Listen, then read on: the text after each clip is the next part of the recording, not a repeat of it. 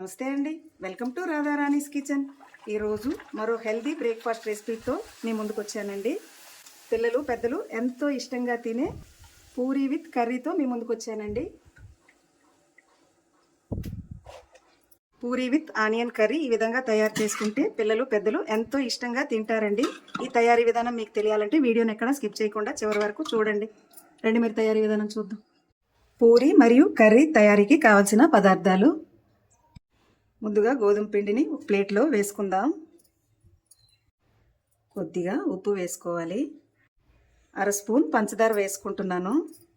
ఉప్పు పంచదార వేసుకున్నాక మొత్తం చక్కగా కలిసేలా కలుపుకోవాలండి. పంచదార ఎందుకు వేసుకుంటున్నానంటే పూరి పొంగుతుంది కదా, ఆ పొంగిన పూరి తొందరగా మెత్తబడకుండా ఉంటుందండి. ఇలా చక్కగా కలుపుకున్నాక ముద్దగా మనకి తయారయ్యే వరకు పాలు వేసుకుని కలుపుకోవాలండి. నేను ఎప్పుడు పాలు వేసుకునే కలుపుకుంటాను. పూరి చాలా సాఫ్ట్గా వస్తుంది. పిండి ఈ విధంగా కలిసాక ఒక స్పూన్ నెయ్యి అయినా నూనె అయినా వేసుకోవాలండి. నెయ్యి వేసుకున్నాక చక్కగా కలిసేలా కలుపుకోవాలి. నూనె కానీ నెయ్యి కానీ వేసుకుని కలుపుకోవడం వల్ల పూరి టేస్టీగా వస్తుందండి. పిండి ఈ విధంగా కలుపుకోవాలండి. కలుపుకున్నాక కాసేపు అలా పక్కన పెట్టి ఉంచుకుందాం. ఆనియన్స్, టమాటా కట్ చేసుకుందామండి. ఈ విధంగా అన్నింటినీ కట్ చేసుకోవాలండి. కర్రీ కోసం తగినంత ఆయిల్ వేసుకోవాలి. ఆయిల్ వేడెక్కిందండి. తక్కువగా ఆవాలు వేసుకోవాలి. జీలకర్ర, ఆవాలు జీలకర్ర వేసుకున్నాక ఫ్రై చేసుకోవాలండి. ఈ విధంగా ఫ్రై అయ్యాక శనగపప్పు వేసుకోవాలి. శనగపప్పు వేసుకున్నాక కూడా కాస్త ఫ్రై అవనివ్వాలండి.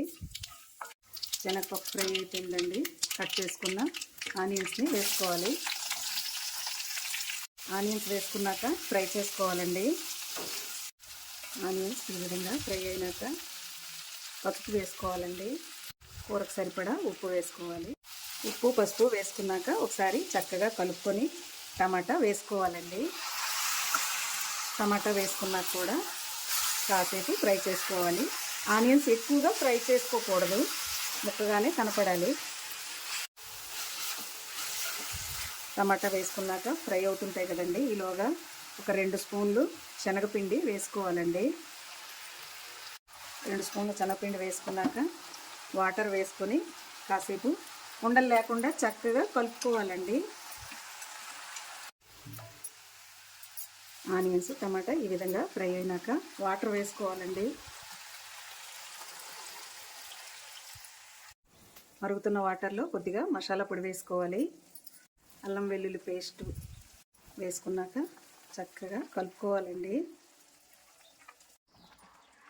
ఈ విధంగా ఉడికాక మనం ముందుగా కలిపి పెట్టుకున్న శనగపిండిని కలుపుకుంటూ వేసుకోవాలి. శనగపిండి వేసుకున్నాక ఈ విధంగా కలుపుకోవాలండి. ఇదేంటి కూర అన్నారు కదా, ఇలా శనగపిండి వేశారు అనుకుంటున్నారా? ఆనియన్ కర్రీ అండి ఇది. మీకు ఇంతవరకు చెప్పలేదు నేను. తయారైపోయిందండి కర్రీ. కొత్తిమీర, పచ్చిమిర్చి వేసుకోవాలి. ఈ కర్రీకి కారం వేసుకోకూడదు, పచ్చిమిర్చి మనకి ఎంత కారం తింటామా అన్నది చూసుకొని వేసుకోవాలండి.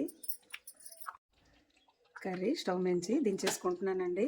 ఈలోగా ఇంకో కళాయి పెట్టుకొని ఆయిల్ వేసుకొని వేడి చేసుకున్నాం అనుకోండి, తొందరగా అయిపోతుంది.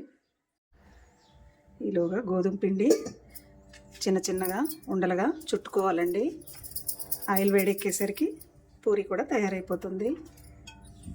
ఈ విధంగా ఉండలుగా చుట్టుకున్నానండి. ఇలా చుట్టుకున్న ఉండల్ని ఒక్కొక్కటిగా ఆయిల్లో ముంచుకొని చపాతీలా ఒత్తుకోవాలండి. పిండి వేసుకొని ఒత్తుకోకూడదు. ఇలా ఆయిల్ వేసుకుని కనుక మనం ఒత్తుకున్నట్లయితే నూనె అనేది నల్లగా రాకుండా బాగుంటుందండి. ఇలా ఆయిల్తో ఒకసారి ఒత్తుకొని చూడండి, మీకు కూడా చాలా నచ్చుతుంది. ఇలా ఈ విధంగా అన్నింటినీ తయారు చేసుకోవాలండి. పూరీలుగా ఒత్తుకోవాలి. ఈ విధంగా ఒక్కొక్కటిగా పూరీలుగా ఒత్తుకోవడమేనండి. వేడెక్కిన ఆయిల్లో పూరీలు ఒక్కొక్కటిగా వేసుకొని ఫ్రై చేసుకోవాలండి.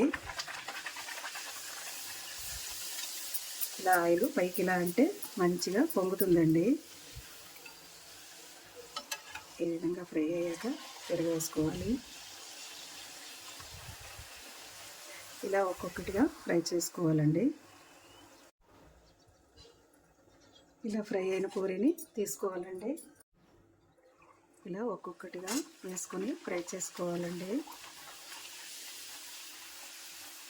పిల్లలకి పెద్దలకి ఎంతో ఇష్టపడే కర్రీ విత్ పూరి తయారైపోయిందండి.